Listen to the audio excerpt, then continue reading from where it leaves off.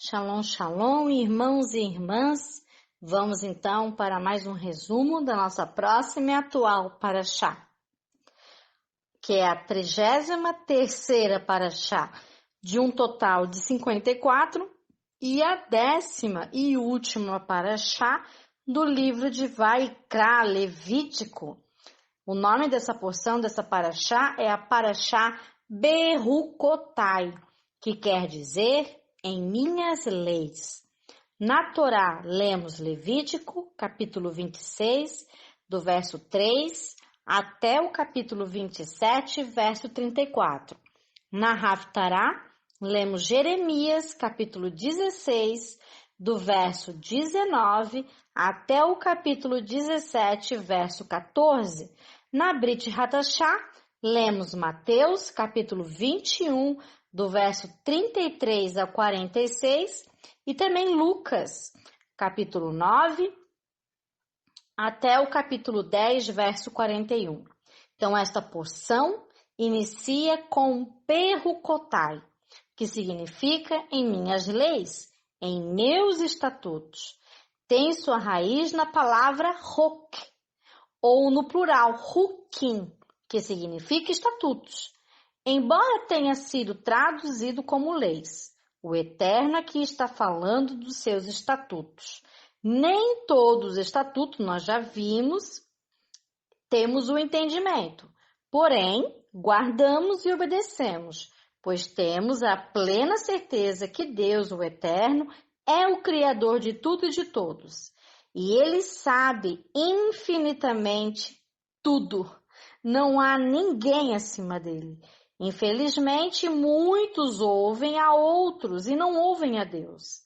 Estão no erro idolatrando. Lembram que ouvir é obedecer, pois erroneamente algumas pessoas escolhem ter por cabeça a outro e não a Deus de Abraão, Isaque e Jacó. Escolhe ter ou a elas mesmas ou a uma outra pessoa. E essa palavra fala, infeliz do homem que acredita no homem, que confia no homem. Nós temos que ter Deus, né, como cabeça. Mas veja que uma pequena e humilde palavra faz toda a diferença nesta parashá, nesta porção, que é a palavra se. Olha que pequena, 2 letras, S-E, se. Pois exige uma decisão da sua parte, exige uma escolha que nos obriga a tomarmos uma posição e nos encarregarmos de nossa própria vida, pois de acordo com as nossas escolhas e ações, somos responsáveis pelas consequências. É uma palavra tão pequena, se, e que deixa algumas pessoas muito desconfortáveis, porque são decisões importantes que exigem ação, confronto, desafios e mudança. Adonai diz, se andares, se guardares, se cumprires os meus estatutos, e no verso 14, se não ouvir, se não cumprir, se despreza, se aborrece, se viola. Então, note que quem anda, guarda e cumpre.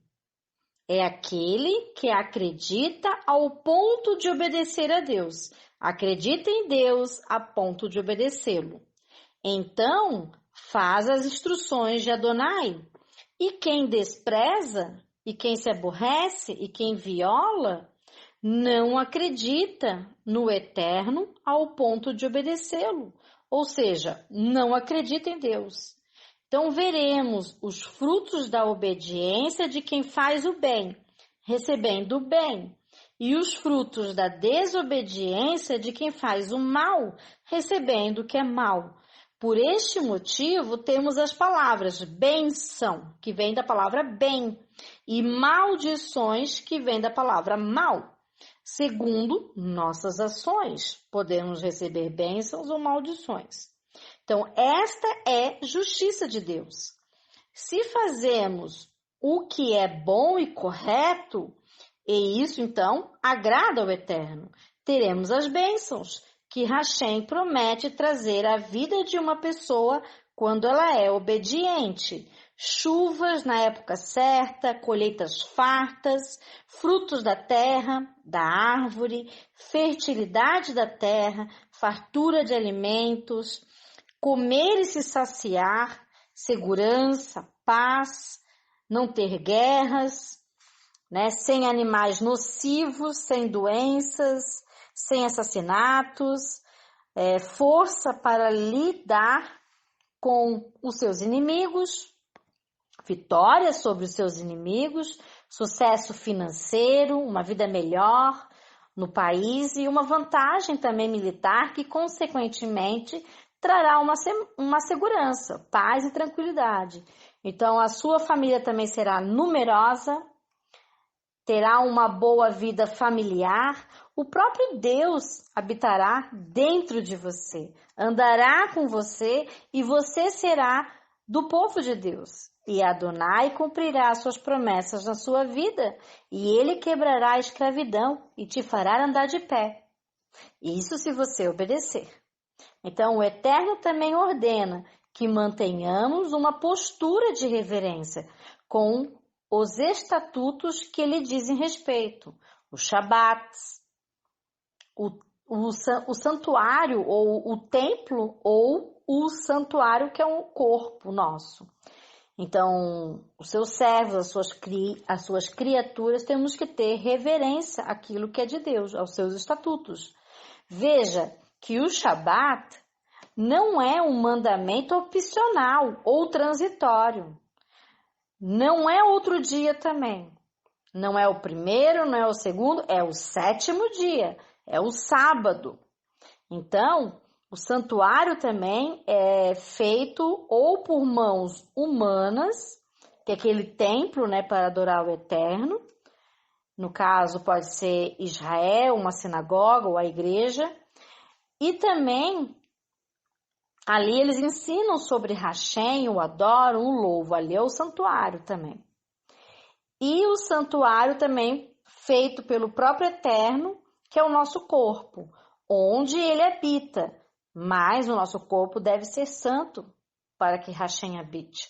Porque ele é santo, o nosso corpo deve ser santo para que ele possa habitar em nós. Claro que lá em Israel nós não temos agora o templo, porém, né, temos as sinagogas, as igrejas, como santuário, né, até que Yeshua volte e reconstrua o terceiro templo. Então, seremos chamados, se obedecemos a Deus, povo de Deus, junto, né, com Israel.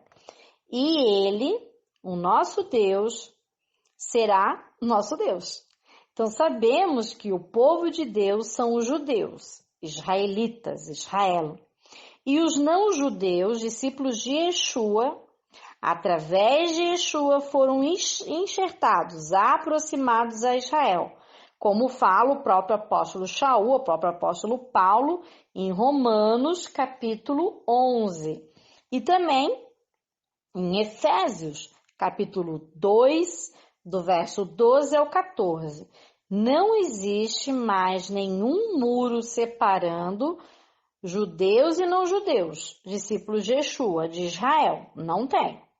Então, este muro que havia lá na época dos apóstolos era um muro que não deixava os não-judeus entrarem no pátio dos gentios, no templo, para adorar a Deus. O muro não era mandamento do Eterno, mas dogma de homens, como nós já vimos, que estavam legislando contra a vontade de Deus. Como vimos, né, na Parashá Berrar.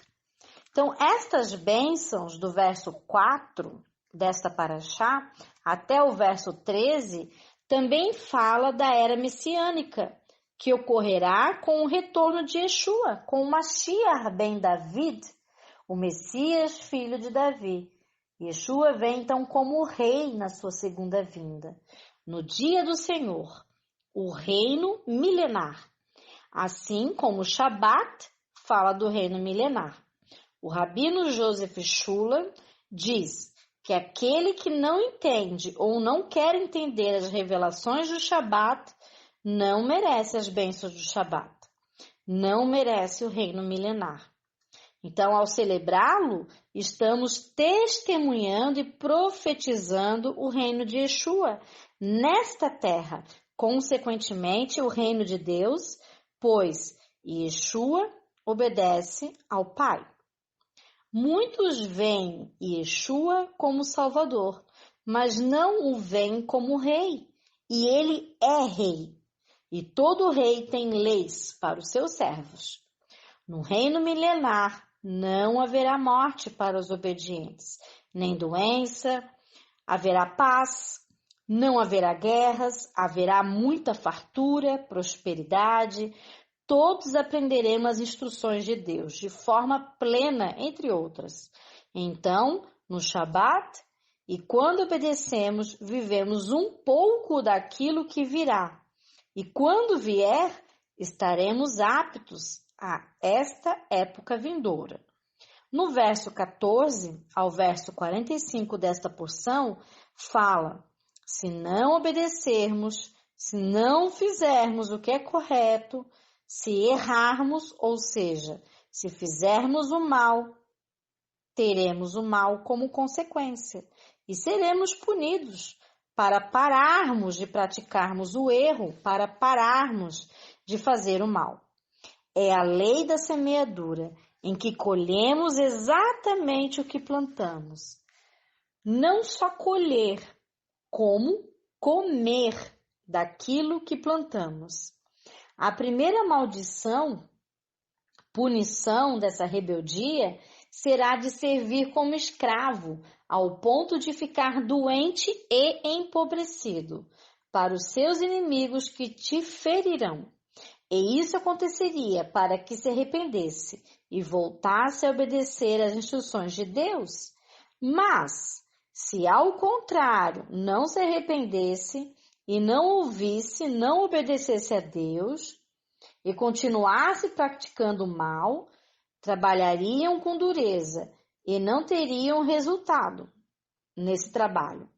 Não terão o fruto da terra, não se saciarão. Saberão que são fracos e famintos, passarão por fome e não terão sustento, pois sem agricultura sua economia era a pior possível.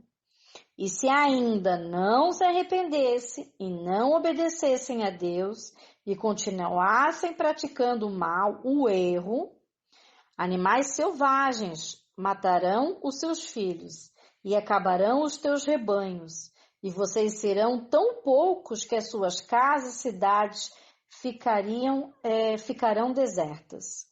E se ainda assim não se arrependesse e não obedecesse a Deus, a guerra seria sobre eles. A peste, a doença e o inimigo os venceria, e teriam fome e escassez de alimento. E se ainda assim não se arrependessem e continuassem praticando o mal e não obedecessem a Deus, eles então, ou quem fizesse, comerão a carne dos seus filhos e filhas. Destruição dos altares idólatras aconteceria. Seriam empilhados os seus cadáveres, suas cidades ficariam desertas, espalhados seriam pela terra com guerras e perseguições. E morariam na terra dos seus inimigos. E teriam medo e teriam terror sobre eles. Pereceriam e seriam consumidos entre as nações. E assim a terra folgará os seus sábados, todos os dias da sua assolação, porque vocês estarão na terra dos seus inimigos. Então, lendo sobre estas maldições, essas punições, podemos literalmente marcar todas as datas em um calendário histórico em que essas maldições realmente ocorreram para Israel. E também, houve ali doenças, fome, escassez, animais selvagens, inimigos vencendo, peste, o templo sendo destruído, e os judeus exilados na diáspora por diversas vezes. Então, você vê que tudo isso é o fruto da desobediência. Assim como nós também, quando desobedecemos, também sofremos. Então, o templo construído por Salomão, que é o primeiro templo fixo lá em Israel, em Jerusalém, foi destruído por Nabucodonosor II, o rei da Babilônia, após o cerco de Jerusalém, que durou esse cerco 2 anos. E isso foi antes de Cristo. 70 anos mais ou menos depois, quando mais de 40 mil judeus regressaram do cativeiro babilônico, foi iniciada também a construção no mesmo local, em Israel, em Jerusalém, do segundo templo, por Esdras e Neemias. Mais tarde foi reformado, então, o segundo templo por Herodes. E este segundo templo foi destruído no ano 70 depois de Cristo por Tito de Roma. E o local do templo voltou para Israel em 1967, quando os judeus venceram a Guerra dos 6 Dias. Então, em vários momentos, inimigos de Israel tentaram se instalar por definitivo em Israel. Porém, Deus não deixou, porque o Eterno não deseja que inimigos estejam permanentemente em Israel e dela usufruam. Deus não permite. Isto implica que nenhuma nação, a não ser Israel, os judeus, é que encontrará sucesso e satisfação em habitar a terra de Israel, Eretz Israel. E de fato, no decorrer de muitos séculos, muitas nações tentaram reconstruir e permanecer em Israel. Porém, nenhuma teve sucesso, exceto Israel. Os babilônicos não foram prósperos em Israel, nem os medo-persas, nem os gregos, nem os romanos, nem os otomanos, nem ingleses, nem árabes, nem outro. Apenas Israel, os judeus. E ainda aguarda o retorno dos seus filhos.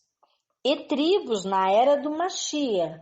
Muitos já retornaram, mas muitos ainda voltarão a Israel.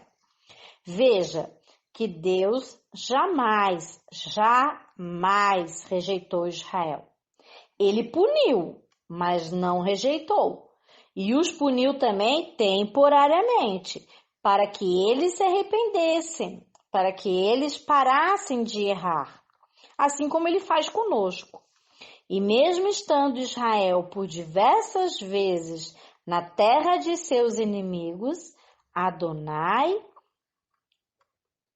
não, os rejeitou para destruí-los, pois deles, de Israel, dos judeus, viria e veio o Messias, Baruch Hashem. Yeshua é judeu. E de fato veio depois de tudo isso, pois assim foi a aliança que Deus fez com Abraão, Isaque e Israel. E o Eterno cumpre as suas promessas. Baruch Hashem. E alianças também ele cumpre. Deus os ama e os escolheu, mesmo sabendo de tudo o que aconteceria. Então, isso nos lembra que, assim como Israel, quando nós erramos, Adonai também nos pune para nos ensinar que o mal nos traz maldição. E assim percebemos que estamos fazendo ações erradas e devemos sim nos arrepender, parar de praticar o erro e assim estaremos novamente com as atitudes corretas, sendo abençoados pelo nosso Deus, que a tudo vê e a tudo sabe e a todos dá conforme as ações de cada um. A Hashem ninguém engana. Em 2 Crônicas, capítulo 7, do verso 14 ao 16, parece com aqui, Levítico, capítulo 26, do verso 40 a 42. Então, eu vou meio que unir, 2 Crônicas, capítulo 7, do 14 ao 16, com Levítico 26, do 40 a 42. Adonai disse para Israel: se o meu povo, que se chama pelo meu nome, se humilhar e orar, buscar a minha face e se converter dos seus maus caminhos, então eu ouvirei dos céus e perdoarei os seus pecados, perdoarei os seus erros e sararei a sua terra. Baruch Hashem, bendito seja o nome de Deus. Sabemos que o nome de Deus, embora não saibamos a pronúncia, que é o caso do tetragrama, que são as letras Yud, Rei, Vav, Rei no hebraico, sabemos também que a palavra judeu, Judá ou Yehudá, que a tribo de Judá, que dá o nome agora, né, dos judeus, é escrito com Yud, Rei, Vav, Dalet, Rei. Ou seja, é o nome do Eterno, porém com uma letra a mais, que é o Dalet. Nós vimos, né, que o Eterno é Yud, Rei, Vav, Rei. E o judeu é Yud, Rei, Vav, Dalet, Rei. Ou seja, a palavra do nome de Deus e Judá, que é o judeu, são praticamente idênticas. Só tem uma letra que distingue, que diferencia as palavras, no caso o nome de Deus e o nome do judeu, que é o Dalet. Os rabinos dizem que esta letra, Dalet, simboliza a porta, pois Dalet em hebraico simboliza realmente porta. E também os rabinos falam que também o Dalet simboliza a letra D, Dalet, de Davi. E sempre que os profetas se referem a Davi, eles estão falando do Messias, do Mashiach, de Yeshua. Então, o nome de Deus está no nome do povo judeu. O povo judeu carrega o nome de Deus. Por isso que ele, Adonai, fala, se o meu povo, que se chama pelo meu nome, e ainda o povo judeu faz o nome de Deus conhecido em toda a terra. E a porta e o Dalet proclamam o Messias Yeshua. Porque Yeshua fala, eu sou a porta, quem entrar por mim terá descanso do outro lado. Isso ele fala em João, capítulo 10, no verso 7 e no verso 9. Leiam também, é uma bênção. Então, por 4 vezes, Adonai fala, se não me ouvirem, os punirei. 7 vezes mais os punirei, pois há 2 caminhos, o da obediência, que é o certo, que é o do bem, e o da desobediência, que é outro caminho, do errado, do mal. E ambos estão sob o governo de Deus, em sua plenitude. Não há nada e nem ninguém fora do governo de Deus. Governo de bênçãos para os que acertam, os que fazem o bem, e governo de maldições para os que erram e fazem o mal. Então, são 2 caminhos. Você pode escolher o obedecer ou o outro caminho, que é o desobedecer. Mas Deus já dá a dica. Escolha obedecer, escolha fazer o bem, escolha fazer o que é correto. Você será abençoado. Imagine uma pessoa que vive acertando na vida. É uma pessoa muito abençoada. Agora, o contrário, imagine uma pessoa errando tudo na vida. É uma pessoa que não vai ser abençoada. Então, escolha acertar, escolha o correto, para isso estude a palavra do Eterno. Mas no contexto original bíblico judaico, tá? Então, Adonai usa a meritocracia para que possamos nos arrepender e dar a cada um conforme suas ações. Então, ele não fica devendo a ninguém, ele paga a cada um conforme o merecimento de cada um. A parte interessante é que existem 10 ou 11 versículos, depende da tradução, que falam sobre as bênçãos, em comparação com 25 ou 33 versos, depende também da tradução, que tratam de maldições. No entanto, conclui no capítulo 26 com a promessa de Deus de que ele não nos abandonará. Ele não abandona Israel e seus enxertados. Lembrará das promessas que fez aos nossos antepassados. E mesmo se formos para o exílio, ele nos livrará, assim como fez quando trouxe para fora do Egito a Israel. Ele nos libertou do Egito, assim como ele libertou Israel, e nós estamos juntos com Israel. Então, a terra de Israel estará esperando por nós. Os inimigos podem conquistar a terra até. Os inimigos podem até nos exilar, mas a terra continua esperando por nós. E a terra florescerá somente quando o povo judeu voltar e se instalar nela. E é o que está acontecendo desde 1948.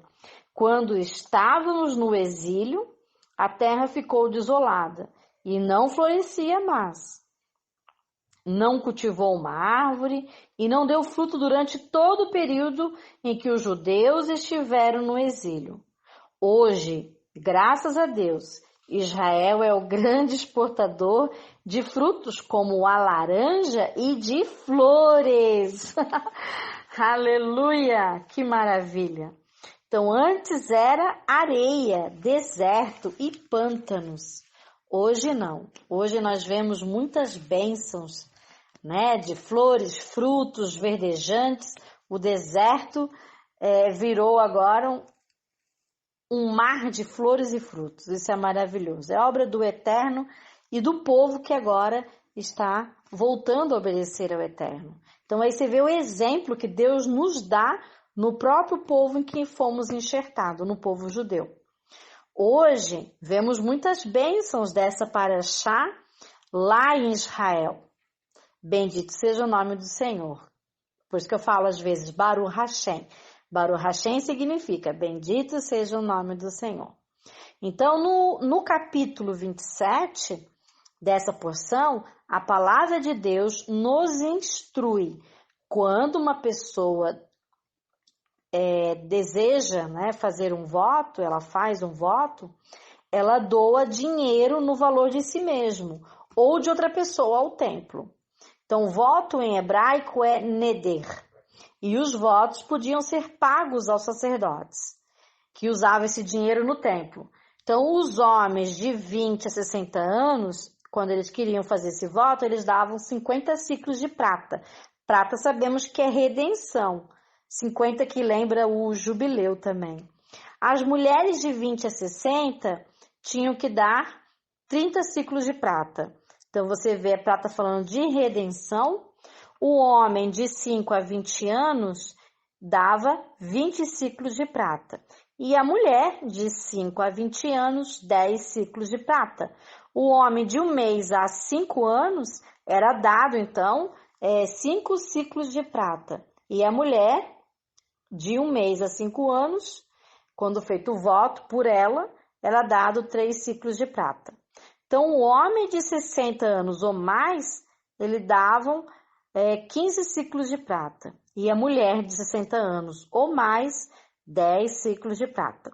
E se fosse pobre, quem fez o voto pagava conforme as suas posses. Então, o dinheiro era usado no templo.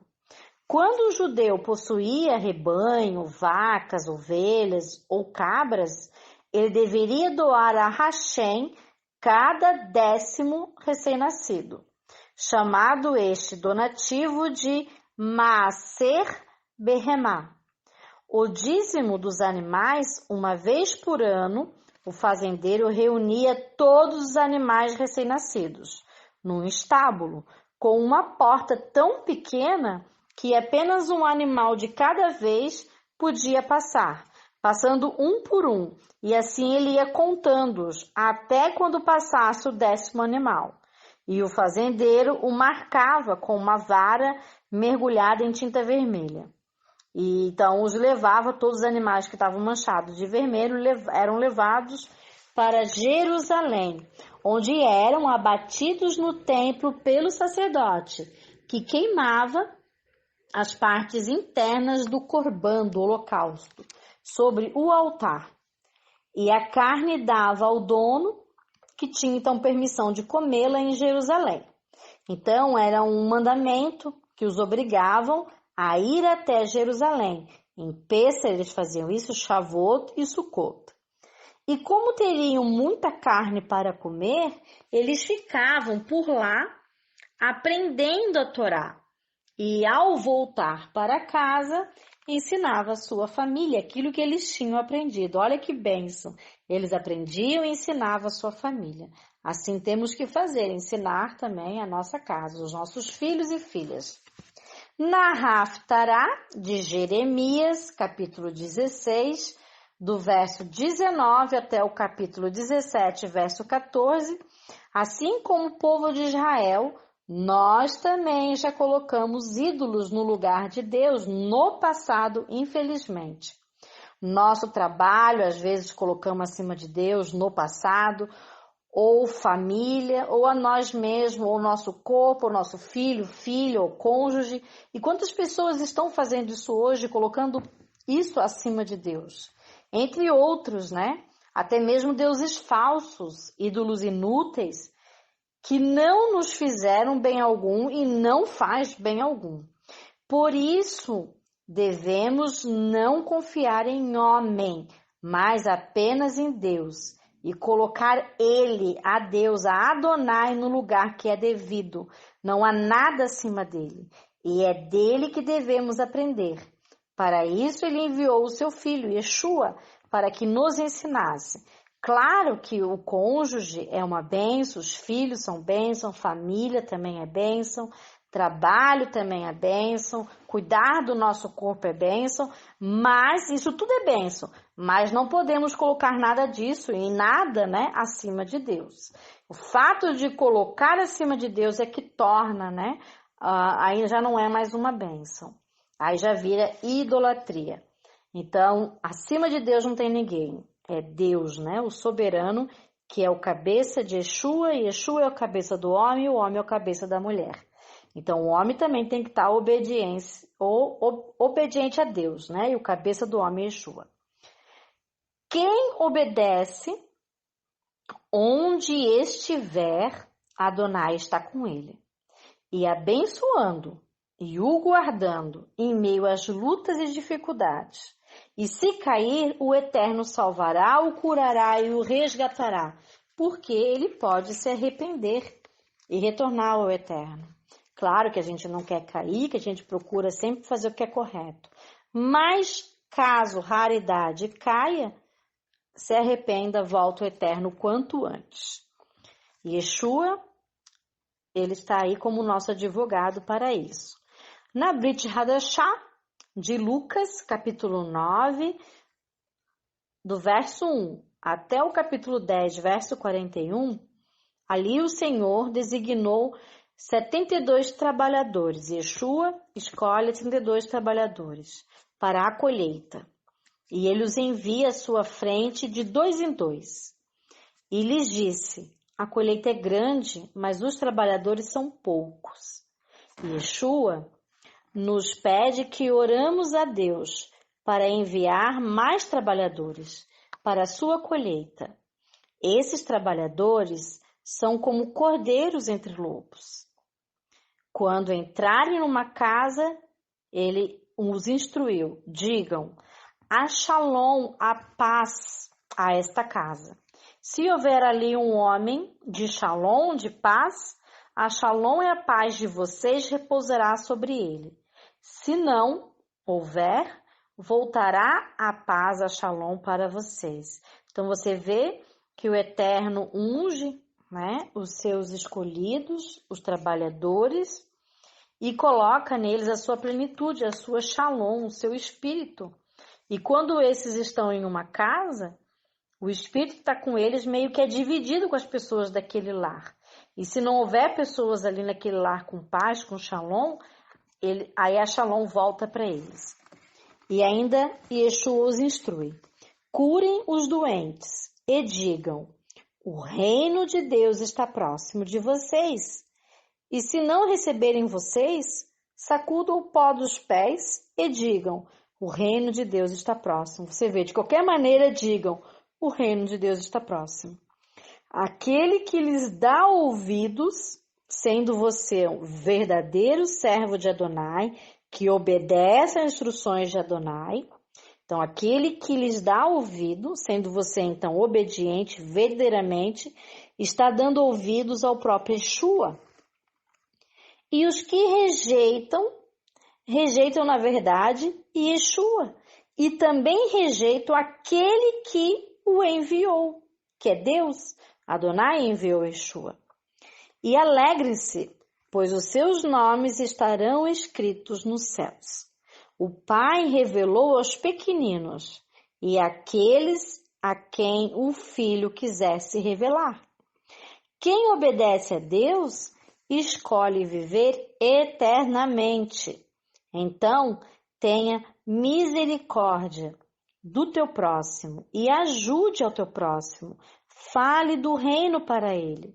Mas primeiro aprenda a ouvir, a obedecer ao Senhor, para que depois de aprender e praticar, você possa ensinar sem erro. Só pode ensinar aquele que faz, aprende e pratica. Então, você vê que você deve, então, primeiro ouvir e obedecer, praticar aquilo que você ouviu de Deus, as instruções de Deus, e assim você vai ter experiência prática o bastante para ensinar a outra pessoa sem erro. A própria palavra de Tiago fala que sejam temerosos ao ensinar. Não ensinem o erro, não ensinem errado. Devem ensinar o certo, porque Deus pune aqueles com mais rigor que ensinam errado. Então, infelizmente, muitos querem ensinar, porém não querem aprender primeiro. Então, como que pode muitos querer ensinar se eles não querem aprender?